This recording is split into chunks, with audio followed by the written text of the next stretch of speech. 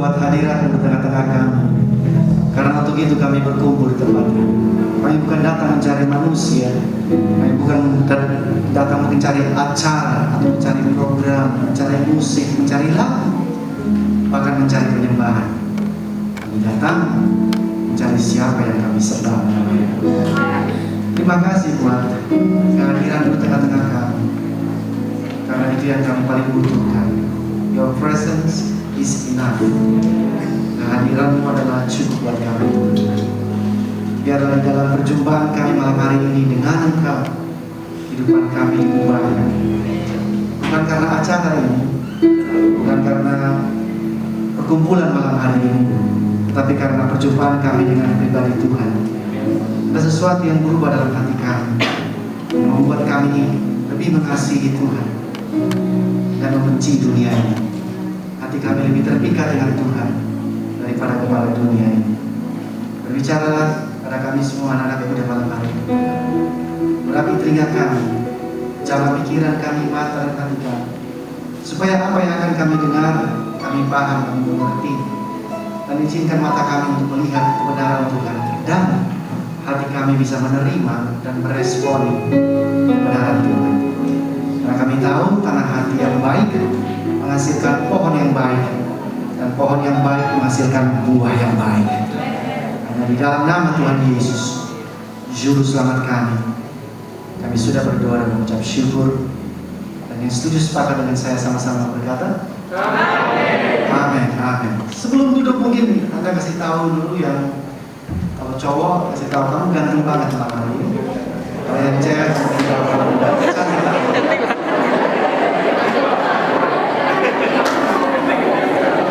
Jangan salah, jangan cewek ganteng, cowoknya cantik. Ya, nah itu biasa momen-momen itu suka diambil kesempatan loh. Ya, silakan duduk kembali. Thank you semuanya. Kita berikan tepuk tangan dong buat presiden worship yang sudah melayani kita. Are you blessed? Saudara diberkati? Oke, saya tadi berharap ibadahnya lebih sedikit liar dan gila karena anak-anak muda berkumpul di tempat ini. Terlalu sopan kayaknya. Kurang ya. Anyway, thank you buat semuanya. Terima kasih buat panitia yang mempercayakan saya malam hari ini bisa ada di tengah-tengah teman-teman semua. Saya sangat happy anyway, saya sangat senang sekali karena dengan saya berada di tengah-tengah teman-teman semua berarti saya masih terhitung muda. That's a compliment, itu sebuah. Jadi kalau saudara tahu umur saya sebenarnya, saudara tidak akan tepuk tangan. Jadi sekali lagi thank you buat semuanya. Saya berharap apa yang akan saya sampaikan malam hari ini bisa membantu Anda untuk menemukan kembali panggilan, menemukan kembali kasih itu, menemukan kembali tujuan yang Tuhan taruh dalam kehidupan saudara. Karena setiap hari kita digoda atau kita dilecehkan, kita distract perhatian kita sehingga kita tidak fokus kepada panggilan kita. Anyway, ada peribahasa bilang tidak kenal maka tidak sayang. Saya percaya banyak di antara teman-teman semua tidak kenal saya. Karena dari depan sini saya bisa lihat wajah Anda cukup asing buat saya, tidak familiar, hanya beberapa orang saja. Nama saya Henry Heanusa. Ya, dari Heanusa saja sudah tahu saya orang dari mana? Salah, Solo saja. Saya asal dari Ambon, saya lahir dan besar di sana, dan saya sudah hitung di dalam tubuh saya ini mengalir 12,5% darah Ambon. Ya, makanya casingnya kayak gini. Karena mama dari oma saya adalah orang Ambon asli, hitam tapi manis. Kalau saudara ketemu orang Ambon, saudara bilang hitam titik, saudara dipukul langsung. Kalau hitam tapi manis. Ya, jadi apa itu? Nenek buyut saya, ya generasi keempat di atas saya adalah orang Ambon asli. Namun beliau menikah dengan opa buyut saya adalah orang Chinese, dan opa buyut saya diimpor langsung dari Tiongkok. Nah, bisa bahasa Indonesia, kemudian mereka menikah, ya, lahir oma saya menikah lagi dengan opa saya, lahir papa saya menikah lagi dengan mama saya orang Chinese toto, orang tuanya nggak bisa, makanya lahir seperti ini. Saya sebut dengan proses pemutihan. Habis gelap terbitlah, ya. Jadi itu sekilas tentang saya. Saya melayani di Rock Riverside Community Center di Gunung Cakupat, dan posisi saya sebagai service pastor di sana, dan saya memegang semua kelas training yang diadakan di gereja kami. Judul daripada firman Tuhan malam hari ini adalah Borderless Generation. Are you ready? Saudara siap terima firman Tuhan? Halo. Jawabnya kayak orang baktian senior nih. Are you ready? Iya dong. Ya, mau iya sambil lompat, ya, kepala kejedut di plafon, terserah. Nggak ada keadaan saudara. Dan saya diberikan judul ini oleh panitia. Waktu awal saya sempat berpikir bahwa apakah yang benar bahwa ada generasi yang tanpa batas, karena kalau Anda kurang paham kata borderless itu bisa seperti seenaknya saja. Ternyata setelah dijelasin sedikit oleh panitia bahwa borderless generation itu generasi yang tidak milih-milih, yang tidak bergap dengan generasi atau orang yang lain. Karena di zaman semakin canggih seperti ini, terutama gadget yang sudah merajalela, bahkan kebaktian onsite sudah diganti dengan kebaktian online. Apa sih namanya itu, saya lupa lagi. Yang virtual, bukan Zoom, metaverse ya. Saudara tidak perlu hadir di gereja, saudara pakai metaverse, saudara, dan membuat orang menjadi individualistik. Alkitab tidak pernah mengajarkan kita individualistik, setuju? Karena itu berasal dari egois. Jadi borderless di sini mempunyai pengertian bahwa saudara tidak punya gap, tidak punya batasan atau pagar yang tinggi, tembok yang tinggi dengan orang-orang lain. Nah, saya akan mulai dengan beberapa statement ini. Yang pertama, datang kepada Tuhan itu berbeda dengan datang ke gereja. Saya ulangi, datang kepada Tuhan berbeda dengan datang ke gereja. Karena seringkali kita siapa di sini yang Kristen dari sejak lahir? Bagaimana Anda tahu anak Kristen dari lahir? Anda tak perlu tahu apa waktu itu. Ya kan? Yang pokoknya udah Kristen, langsung dipanggil pendeta, didoain. Ya. Saudara, waktu Kristen pertama kali, lalu saya sudah mulai sadar, mulai otak saya bekerja secara maksimal. Saya diperkenalkan bukan dengan Tuhan terlebih dahulu, tapi dengan gereja dan ibadah. Dan saya berpikir bahwa gereja atau ibadah itu adalah Tuhan. Saya ulangi, waktu saya ketemu dengan gereja dan ibadah, dengan semua rumah saya itu di belakangnya itu di belakang rumah saya adalah gereja Protestan induk di Kota Ambon. Itu rumah saya di belakangnya. Jadi dengar orang nyanyi, ibadah itu sudah sangat biasa. Saya berpikir bahwa itu Tuhan. Jadi ada hal yang berbeda antara saudara datang kepada Tuhan dengan datang ke gereja. Saudara bisa ikuti saya? Teman-teman bisa ikuti saya? Bahwa banyak kali kita berpikir datang ke gereja itu seperti datang kepada Tuhan. Benar gak sih? Nah, Anda pasti pikir, salah Pak, datang ke gereja kan datang kepada Tuhan. Iya betul. Tapi datang ke gereja itu bisa jadi sebuah ritual, bisa jadi sebuah rutinitas, bisa menjadi sebuah kebiasaan. Dan kita berpikir bahwa itu datang kepada Tuhan. Mana lebih esensi buat teman-teman semua, datang kepada Tuhan atau datang kepada gereja? Datang kepada Tuhan. Dan datang kepada Tuhan bisa di mana saja. Saya bukan mau katakan bahwa tidak boleh atau tidak usah datang ke gereja, bukan. Tetapi otak kita, cara kita memahami tentang datang kepada Tuhan, kita berpikir bahwa datang ke gereja itu sudah cukup untuk datang kepada Tuhan. Sehingga kita selalu, saya nggak tahu apakah ada orang yang baru pertama kali diajak datang ke ibadah malam hari ini? Ada? Mungkin bisa lihat tangan.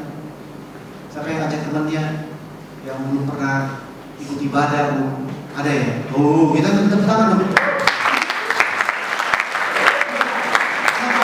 Kata-katanya dipaksain. Anyway, saya mau minta maaf buat yang baru pertama kali datang ke gereja atau datang ke ibadah malam hari ini. Gereja bukanlah Tuhan. Setuju? Gereja bukanlah Tuhan. Tuhan adalah Tuhan, gereja bukan Tuhan. Jadi kalau Anda berpikir Anda datang ke gereja, Anda datang kepada Tuhan, bisa ya dan bisa tidak. Kita harus memperkenalkan Kristus sebagai kepala gereja daripada memperkenalkan gereja itu sendiri. Saya ulangi, kita harus memperkenalkan Kristus sebagai kepala gereja, Tuhannya, kepada teman-teman kita, kepada orang lain, kepada generasi kita, daripada memperkenalkan gereja kita. Terus Anda mulai bilang, saya nggak pernah Pak memperkenalkan gereja kepada teman-teman saya. Saya memperkenalkan Tuhan, oke? Anda memperkenalkan Tuhan kepada teman-teman Anda di dalam gereja, yang dimana ada ibadah, dan kita harus nyanyi 2 lagu lama, 3 lagu cepat, 1 lagu lama. Dan kita bilang, kita ketemu Tuhan. Kita perkenalkan kepada teman-teman kita adalah pola ibadahnya, aturan ibadahnya, liturgi ibadahnya, berapa lagu yang harus kita nyanyikan, berapa tinggi lompatan yang kita harus buat waktu nyanyi, berapa keras tepuk tangan yang harus saya buat, dan terus kalau jemaatnya belum semangat harus lebih semangat. Kita ukur semua dari itu dan kita pikir itu berjumpa dengan Tuhan atau kita datang cari Tuhan. Setuju gak sih? Padahal yang kita perkenalkan kepada mereka itu hanyalah ibadah, hanyalah liturgi, tepuk tangan, lagu, dan sedikit bahasa roh, dan sedikit berdoa, dan sedikit berteriak, sedikit bersorak-sorai. Tidak ada salah dengan itu, tetapi jangan sampai orang berpikir bahwa itu adalah Tuhannya. Halo, saudara bisa paham maksud saya? Ya, banyak orang, saya ketemu, teman-teman ketemu juga kan? Banyak anak muda tidak mau datang ke gereja, tapi mereka mau datang kepada Tuhan. Ih, gue kening banget sih. Saya lagi ya, banyak anak-anak muda, mereka tidak mau datang ke gereja, tapi mereka mau datang kepada Tuhan. Saudara pernah ketemu? Pernah? Waktu saudara ajak ke gereja, dia nggak mau. Tapi waktu saudara cerita tentang Tuhan, siapa Tuhan itu, bagaimana tentang Tuhan, dia begitu excited, dia begitu menggebu-gebu, dia pengen kenal. Tapi waktu ajak ke gereja dia nggak mau.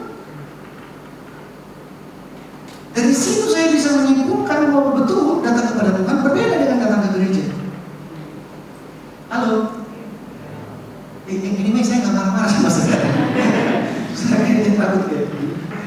Udah entah siapa lagi marah-marah. Nggak saya sedikit sekarang. Karena saya menemukan dalam masa muda saya waktu pertama kali saya kenal Tuhan, yang saya bilang saya kenal Tuhan, udah tinggal 20 menit. Salahkan panitia. Saya pikir saya kenal Tuhan di sana, tapi ternyata saya bukan kenal Tuhan, saya kenal dengan liturgi di dalam ibadah. Nah, tadi saya katakan bahwa banyak orang tidak mau datang ke gereja, tapi mereka mau datang kepada Tuhan. Kenapa mereka tidak mau datang kepada gereja? Bukan karena gereja kurang dingin, AC kurang, atau kursinya kurang empuk, ya, gerejanya kurang cantik, kurang bagus, kurang megah, lantainya kurang karpet, bukan. Mereka nggak mau datang ke gereja karena gereja itu bukan masalah gedung atau bangunan atau batu bata dan semen.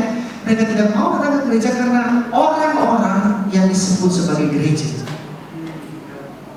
Karena gereja punya pengertian adalah orang-orang, bukan gedung gereja, bukan bangunannya. Setuju?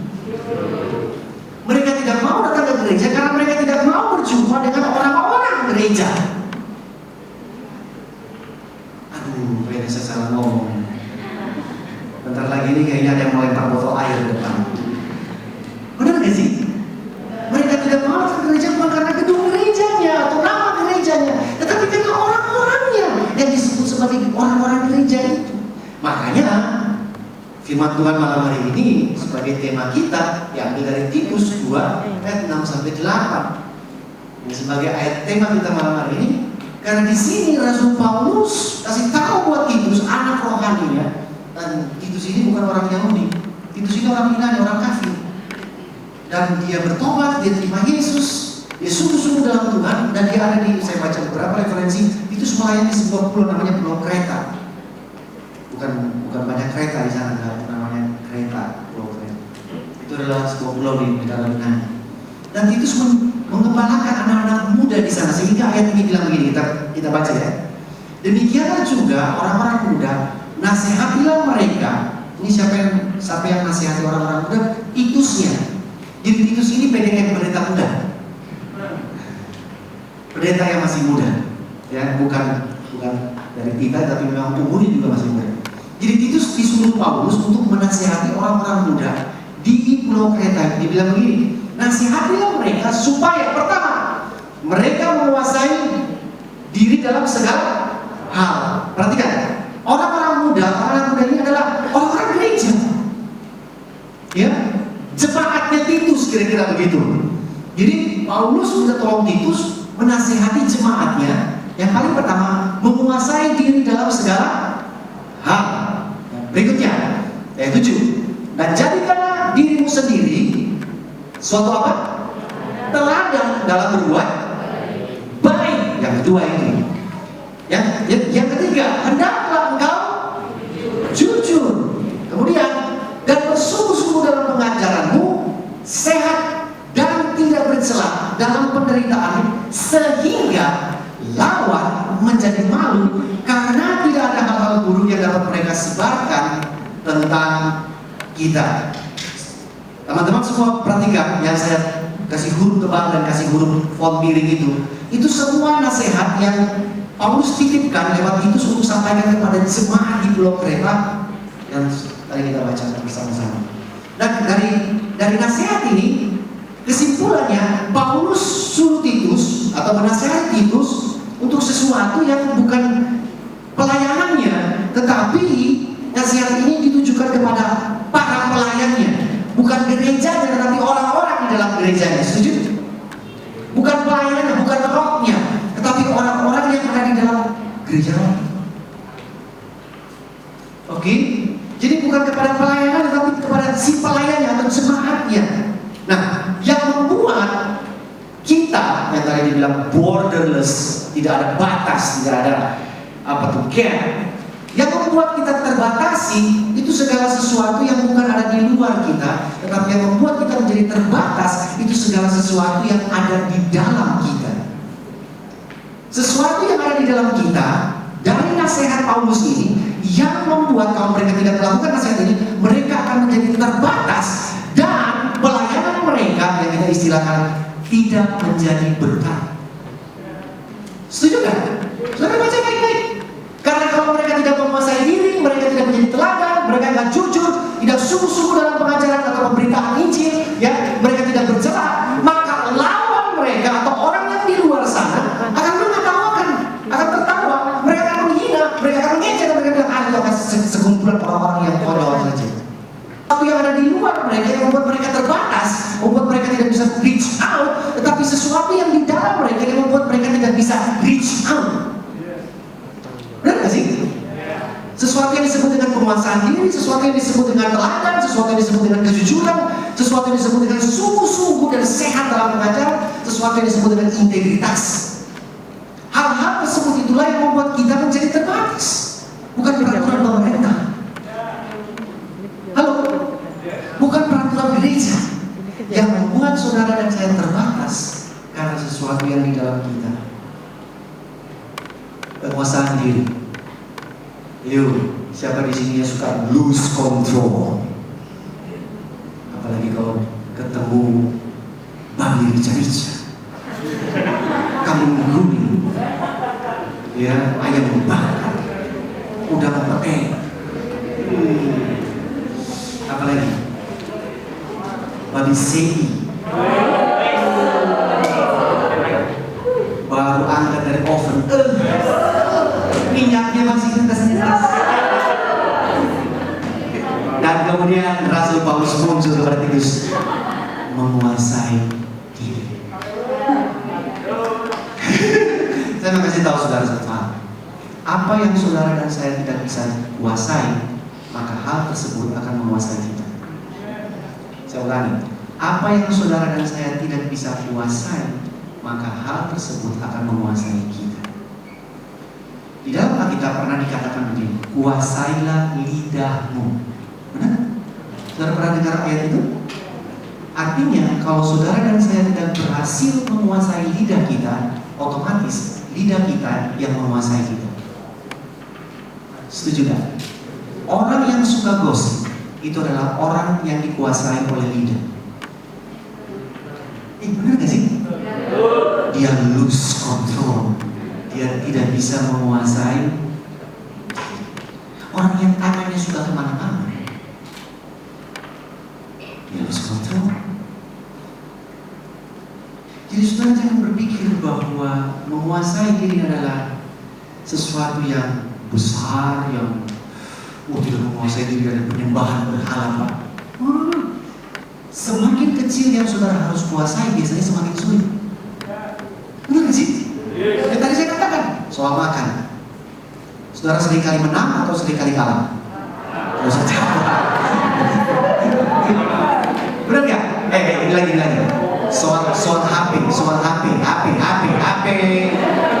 Instagram, Facebook, TikTok. Sering menang atau sering kalah? Menang? Kalah? Saya juga. Kok sama sih? Malam hari ini ketahuan kita semua. Dan itu menjadi satu poin. Di titik itulah kita menjadi terbatas. Setuju kan? Pelayanan kita terbatas, ya, kesaksian kita terbatas, pemberitaan kita terbatas, kita keluar tetapi tidak ada power. Benar gak? Karena di titik itu, di penguasaan diri, musuh atau lawan kita pegang kelemahan kita. Lu boleh teriak-teriak Yesus sampai di kutub utara dengar gak apa-apa, tapi kalau kamu gak menguasai diri, lose. Betul? Yang kedua apa? Menjadi teladan.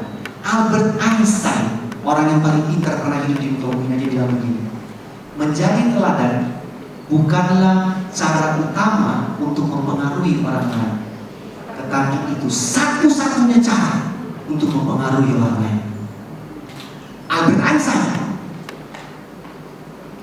Ya, saya nggak tahu apakah dia seorang pengikut Kristus atau tidak, tapi dia aja bisa bilang bahwa menjadi teladan itu bukan cara utama untuk mempengaruhi orang atau menjangkau orang lain, tetapi itu satu-satunya cara. The only way you give the impact to others.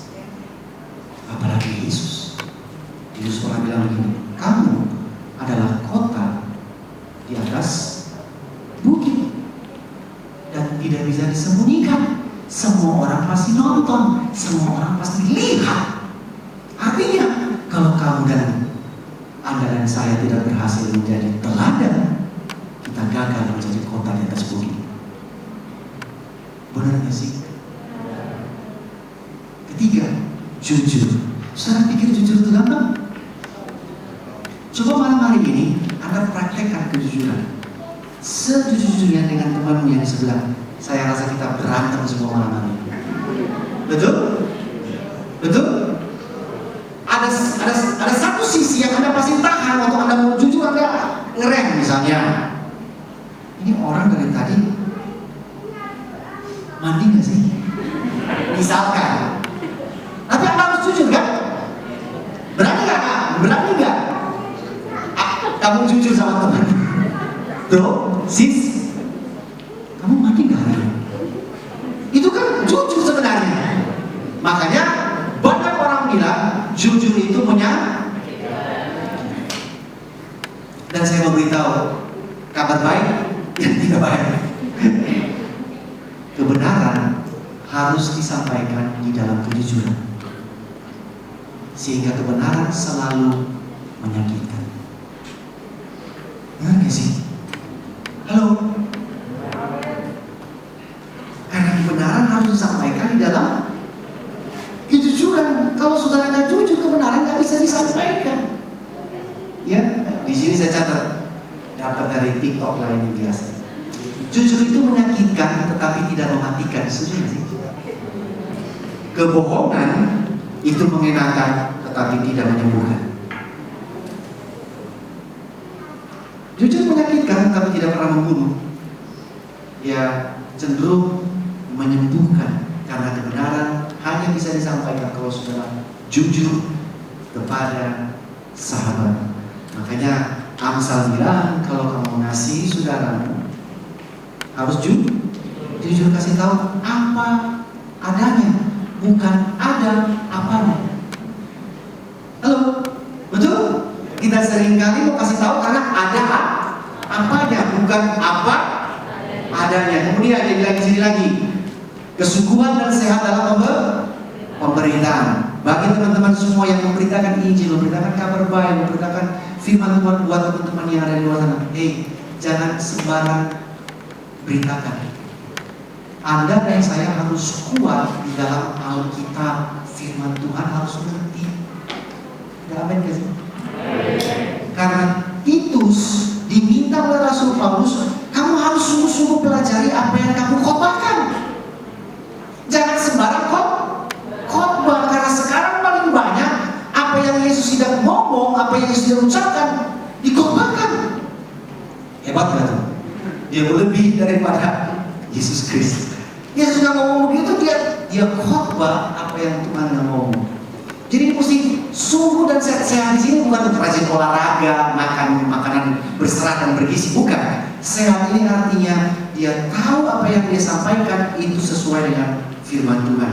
Dan yang terakhir adalah tidak bercela atau integritas. Dan saya kasih tahu buat teman-teman semua, ini yang paling berat. Benar gak sih? Integritas itu adalah yang keluar dari mulut sama yang di kepala, sama dengan yang di hati. Kamu lapar nggak? Enggak. Padahal cacing udah berontak. Itu integritas nggak? Enggak. Karena yang di mulut tidak sama yang di perut. Integritas kalau lapar dia lapar. Makanya kita begini. Iya bilang iya. Kalau tidak bilang tidak. Jangan iya itu ya tidak maksudnya. Gak ada yang di tengah-tengah. Oke, integritas adalah orang yang kalau kiri-kiri kanan-kanan. Oke, dari semua ini, teman-teman, dari semua poin ini yang nasihat Rasul Paulus kepada Titus, sumbernya cuma satu. Keberapa nih? 5 poin ini sumbernya itu dari satu bagian dalam kehidupan kita, namanya hati. Betul? Semua ini berasal dari satu sumber, namanya hati. Makanya Amsal bilang begini, jagalah hatimu dengan kewaspadaan. Kenapa? Dari situlah terpancar penguasaan diri, dari situlah terpancar kejujuran, betul? Dari situlah terpancar teladan, betul? Dari situlah terpancar integritas. Dari mana? Dari hati. Dalam bahasa Indonesia sehari-hari dia bilang, jagalah hatimu baik-baik, sebab hatimu menentukan apa? Jalan hidup. Sebab hatimu menentukan pelayananmu. Halo. Sebab hatimu menentukan KGC-mu. Sebab hatimu menentukan praise and worship-mu. Sebab hatimu menentukan khotbahmu. Sebab hatimu menentukan konsermu. Benar gak sih? Sebab hatimu menentukan ibadah. Halo, benar? Karena sumbernya dari hati. Yesus juga menyebutkan bahwa hati adalah bagian yang paling penting daripada manusia. Dan dia sebut hati itu sebagai perbendaharaan, tempat menyimpan sesuatu. Bicara saja, saya nggak ada di slide. Matius 12 ayat 35, Yesus bilang begini, orang yang baik mengeluarkan hal-hal yang baik dari perbendaharaan hatinya yang baik. Orang yang jahat mengeluarkan hal yang jahat dari mana? Perbendaharaan hatinya yang jahat. Jadi hati adalah tempat saudara dan saya menyimpan sesuatu atau mengeluarkan sesuatu, sumber sesuatu dari hati. Makanya Tuhan tidak pernah kejar talenta, Tuhan tidak pernah kejar skill kita, Tuhan tidak pernah kejar kemampuan kita, Tuhan kejar hati kita. Halo? Karena talenta, skill, dan kemampuan saudara Tuhan kasih, itu Tuhan punya. Tapi dia kejar hati. Dan iblis juga kejar hal yang sama. Karena siapa yang dapat hati, dapat orangnya. Halo? Benar gak sih? Siapa yang dapat hati, dapat orangnya. Kalau yang pacaran nanti maksud saya ini. Dapat hati berarti dapat orangnya. Maka yang dikejar adalah hatinya. Tapi jangan berubah. Sekarang yang dikejar bukan hatinya, dompetnya sekarang. Saya tentu video kita lihat sama-sama. Nah, sebelum kita nonton ini, di dalam Alkitab atau di dalam bahasa Inggris, saudara mesti mengerti bahwa hati itu dipakai kata heart. Ya, betul ya? Hati itu dipakai kata heart. Di dalam bahasa Inggris pun jantung itu dipakai kata heart. Setuju? Nah, kalau di dalam bahasa Indonesia, hati pun ada dua makna, betul kan? Hati yang di mana? Di sini yang kita bilang tadi Amsal, hati yang berdoa dengan kesungguhan hati. Ada hati yang kedua juga, yang di mana? Ini misalnya Pak Dokter, mana Pak Dokter? Pasti hati sebelah kiri apa kanan? Liver. Kiri apa kanan? Hah? Kiri sini ya, liver. Jadi kalau saudara suka makan hati, saudara mesti cek sebelah kiri, jangan-jangan sudah habis makan hati itu. Nah, jadi dalam bahasa Inggris, heart itu artinya hati atau jantung. Tidak kebetulan tempatnya juga sama di daerah sini. Yeskel bilang begini, Tuhan pernah bilang buat umat Israel, kamu akan kuberikan hati yang baru dan roh yang baru di dalam batinmu, dan aku akan menjauhkan dari tubuhmu hati yang keras, kuberikan kepadamu hati yang taat. Itu ada dengar tadi, penguasaan diri, teladan, integritas, jujur, semuanya bersumber dari hati. Kabar buruknya adalah hati kita semua udah gagal. Setuju? Hati kita semua udah rusak, nggak bisa menghasilkan yang namanya penguasaan diri, kejujuran, integritas. Kecenderungan kita mau berbohong, mau gosip, mau sesuatu yang buruk, nggak menjadi teladan, mau lempar batu sembunyi tangan. Tetapi nasihat daripada Paulus kepada Titus, kalau mau pelayanan kita maju, kita nggak bisa main seperti itu. Kita harus bisa menguasai diri, jujur, jadi teladan, berintegritas. Apakah bisa? Bisa. Kecuali dengan kita memakai hati yang baru. Setuju? Dan Yeskel bilang, Tuhan janji buat kita, Dia akan kasih hati yang baru. Kapan hati yang baru kita terima?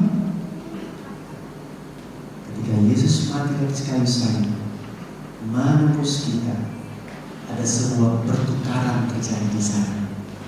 Setiap yang percaya dan datang kepadanya, hati yang lama diambil dan Dia berikan hati yang baru.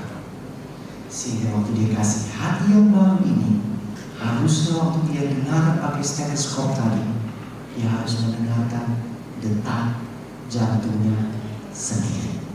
Benar gak sih? Halo, betul? Apakah teman-teman percaya bahwa di hatimu sekarang bukan hatimu yang lama, tetapi hati yang baru? Saudara percaya ini? Setuju? Setuju? Bahwa yang ada di hati saudara saat ini bukan hatimu yang lama, tapi hati yang baru. Saudara sudah mengalami implantasi hatinya diberikan. Karena tanpa implantasi, pertukaran hati, tidak mungkin kita bisa menuruti nasihat hati. Kita akan gagal terus, karena hati yang lama gagal, fail, gagal, rusak, korak. Sehingga kita harus mengasihkan hati yang baru. Malam hari ini menatap hati kita, dia dengar apa kira-kira? Apakah dia dengar hati yang lama atau puji Tuhan? Dia dengar hatinya di dalam hati kita. Ada amin di rumah Tuhan? Malam hari ini, mari kita renungkan firman ini. Ilustrasi video tadi supaya membuat teman-teman semua paham bahwa tanpa pertukaran itu, tanpa Tuhan berikan hatinya kepada hati kita dan dia mengambil hati yang lama, kita akan selalu gagal dan gagal untuk menjadi teladan, menguasai diri, jujur dan berintegritas. Setuju? Sehingga bagaimana mungkin saudara dan saya bisa menjadi borderless generation? Kenapa? Karena kita gagal dalam teladan. Kita bukan menjadi berkat, tapi kita menjadi batu sandungan. Kita bukan jadi batu loncatan, tapi kita menjadi batu sandungan bagi orang lain yang bukan orang ketemu kita, bukan mereka mendekat kepada Tuhan. Orang ketemu kita, orang malah menjauh daripada Tuhan. Karena lihat kelakuan kita, perilaku kita, temperamen kita, sifat kita, gaya kita, perkataan kita, emosi kita, keinginan kita, hawa nafsu kita, sehingga dia bilang, kayaknya gue salah diikuti. Karena kita sering kali gagal di situ, bukan? KKR lepas KKR, acara lepas acara, buat jangkau orang baik. Tapi saya mau kasih tahu, alat penjangkau jiwa yang sampai sekarang tidak pernah gagal, namanya saudara dan saya. Amin. Betul? Tuhan, saya setuju Tuhan pakai acara untuk menjangkau orang. Tapi alat tools yang paling baik dan paling bagus yang bisa untuk menjangkau orang lain adalah manusia itu sendiri, saudara dan saya. Malam hari ini KKC Monamani, Kota dan Canggu, hatimu saat ini yang engkau miliki, hati yang bagaimana? Apakah yang lama, yang keras, akan menjadi batu karena mungkin ada kecewa, ada iri hati, ada keinginan-keinginan yang belum tercapai, ada amarah, ada dendam, ada dengki, atau hati yang baru yang Tuhan implantasikan sehingga hatimu lembut, taat, mudah dibentuk. Dan waktu Tuhan lihat hati itu bisikannya beda, dia berbisik Yesus. Karena itu bukan hatinya kita lagi, itu hatinya Tuhan yang diimplantasikan. Amin. Tutup matamu, mari kita datang kepada Tuhan di waktu yang tersisa.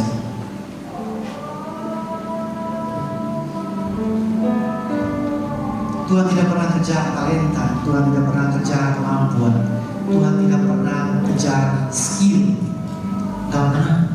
Bahkan di Alkitab saya baca di Perjanjian Lama, Tuhan yang memberikan talenta, keahlian bagi orang-orang untuk mereka bisa mengerjakan pekerjaan Tuhan. Tapi Tuhan kejar hati manusia. Yesus mati karena Yesus menginginkan hati kita supaya dia berikan hati yang baru, the new heart. Dengan hati yang baru itu, dengan batin yang baru itu, saudara dan saya menjadi borderless generation. Karena hati Tuhan tidak pernah membeda-bedakan. Hati Tuhan tidak pernah memeta-metakan. Hati Tuhan tidak pernah diskriminasi. Hati Tuhan tidak pernah bikin gap, tidak pernah pilih-pilih warna kulit, rambut, gender, gak pernah. Hati Tuhan gak pernah. Hati Tuhan adalah hati yang universal. Semua orang, semua warna kulit, semua suku dan bangsa. Malam hari ini dalam perenungan saudara dan saya, ketika kita terlepas dari semua pencapaian pelayanan saudara, kegiatan-kegiatan yang teman-teman sudah lakukan, itu baik. Tapi coba malam hari ini kita periksa hati kita. Apakah hati kita masih hati yang baru itu, atau hati yang lama, hati yang keras, hati yang susah dibentuk, hati yang tidak mudah ditegur, hati yang tidak mudah dinasihati? Kami datang malam hari ini kepada kalian. Kalau ada di antara kami tahu, kami sadar bahwa hati kami gagal, hati kami rusak, karena ada kedengkian di dalamnya, ada kebencian di dalamnya, ada iri hati di dalamnya, ada minder di dalamnya, ada kekhawatiran di dalamnya, ada ketakutan di dalamnya. Kami datang kepada Tuhan malam hari ini dan kami mohon, seperti Engkau janji dalam Yesaya 36, berikan kami hati yang baru. Perbaharui kembali batin kami, seperti Raja Daud berdoa. Perbaharui batin kami kembali, supaya kami menjadi anak-anak muda yang bisa menguasai diri, yang jujur, yang berani, yang sehat dalam pengajaran, yang berintegritas, yang di mulut sama dengan yang di hati dan di pikiran. Jamah hati kami, Tuhan. Kalau hati kami ada kekecewaan, karena kami mungkin kecewa dengan melihat pemimpin kami tidak menguasai diri, pemimpin kami tidak menjadi teladan, pemimpin kami tidak berintegritas. Dia bisa khotbah, tetapi dia tidak menghidupi khotbahnya. Kami kecewa. Malam hari ini kami datang kepada Tuhan. Jangan kami punya hati dengan penuh kecewa, yang keras, yang terluka, yang sakit. Dan kami punya hati yang baik, yang seperti itu. Jangan hati kami, berikan kami hati yang baik, supaya kami menjadi anak muda ciptaan baru, anak muda seperti Kristus, karena kami memiliki hati seperti yang Kristus punya. Jesus, terima kasih, terima kasih.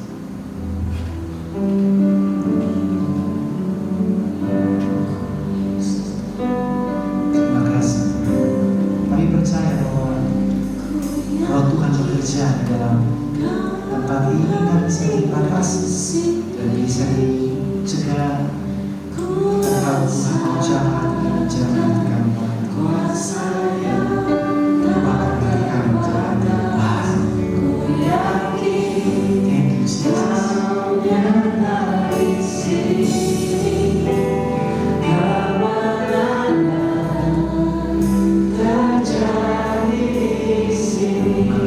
Saya mengajak kita taruh tangan kita di dada kita masing-masing.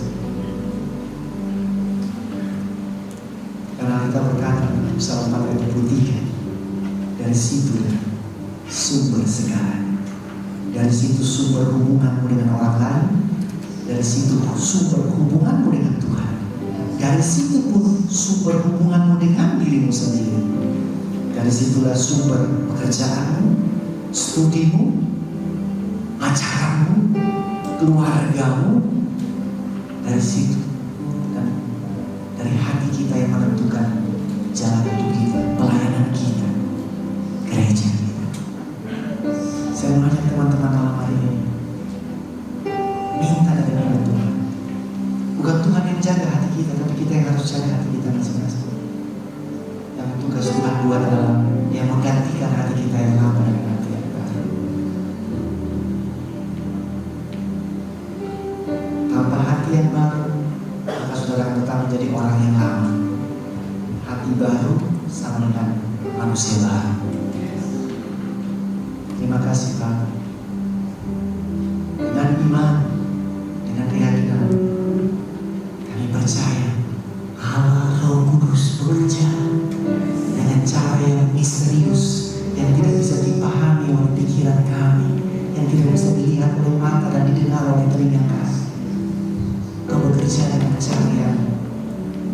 tidak bisa dipahami, membuat hati kami jadi baru. Sekeluar kami dari tempat ini, kami menjadi new creation, menjadi manusia baru. Khotbah tidak bisa mengubahkan kami, tapi kebenaran Tuhan mengubahkan kami. Dan kebenaran Tuhan mengubahkan hati kami, menukarkan hati yang lama menjadi baru. Thank you, Jesus. Di dalam nama Yesus kami terima, kami yakin hati yang baru. In the name of Jesus. Amen.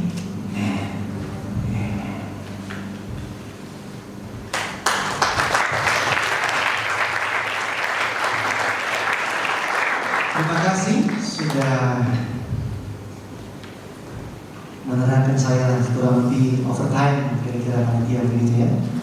Saya berharap teman-teman semua tetap maju. Ingat, hati yang baru sama dengan manusia yang baru. Setuju? Dan keluar dari tempat ini pasti ada suara yang tetap ngomong terus setiap kali. Jangan lu percaya, lu masih orang lama, lu masih gagal. Kasih tahu dia, kamu gak usah kasih tahu masa lalu saya. Saya sudah tahu masa depan saya seperti apa. Betul? Dan kasih tahu buat suara itu, kasih tahu buat suara itu. Dan saya juga sudah tahu masa depanmu seperti apa. Benar gak sih? Sudah belum tahu suara itu siapa. Kasih tahu bahwa dia punya masa depan juga jelas. Dia akan dihukum selama-lamanya. Terima kasih Tuhan berkati.